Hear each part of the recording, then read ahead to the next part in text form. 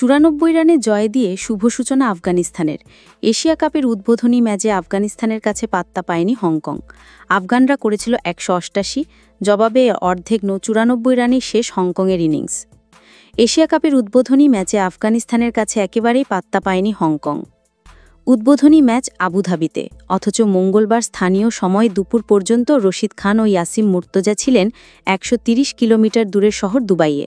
কারণ এশিয়া কাপের ট্রফি উন্মোচন ও অধিনায়কদের সংবাদ সম্মেলন হয়েছিল সেখানে। দুবাইয়ে যাবতীয় আনুষ্ঠানিকতা সেরেই রশিদ ইয়াসিমকে ফিরতে হয়েছে আবুধাবিতে।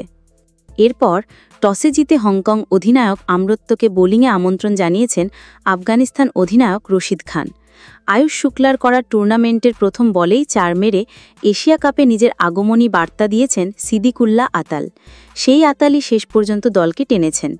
তার অপরাজিত 73 রান ও আজমাতুল্লাহ উমরজাইয়ের বিধ্বংসী 50-তে ভর করে 6 উইকেটে 188 রান তুলেছিল আফগানিস্তান।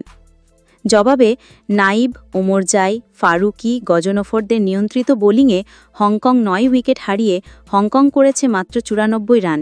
এশিয়া কাপে এ নিয়ে হংকংয়ের বিপক্ষে দুবারই জিতল আফগানিস্তান, আবুধাবিতে আজ। এছাড়া আগে মিরপুরে 2016 সালে হংকংকে 66 রানে হারিয়েছিল আফগানরা। শুরুতে দারুণ কিছু আভাস দিয়েছিল হংকং। পাওয়ার প্লেতে তারা রহমানুল্লাহ গুরবাজ ও ইব্রাহিম জাদরানকে ফিরিয়ে দারুণ কিছু আভাস দিয়েছিল। তবে এরপর অভিজ্ঞ মোহাম্মদ নবীর সঙ্গে 51 রানের জুটি গড়ে পরিস্থিতি সামাল দেন আতাল। নবীকে ফিরিয়ে কিঞ্চিত শাহ এই জুটি ভাঙার পর গুলবদিন নাইবকেও দ্রুত আউট করেন। কিন্তু আজমাতুল্লাহ ওমরজাই নেমেই হংকং বোলারদের ওপর চড়াও হলে ম্যাচ আফগানিস্তানের নিয়ন্ত্রণে চলে আসে।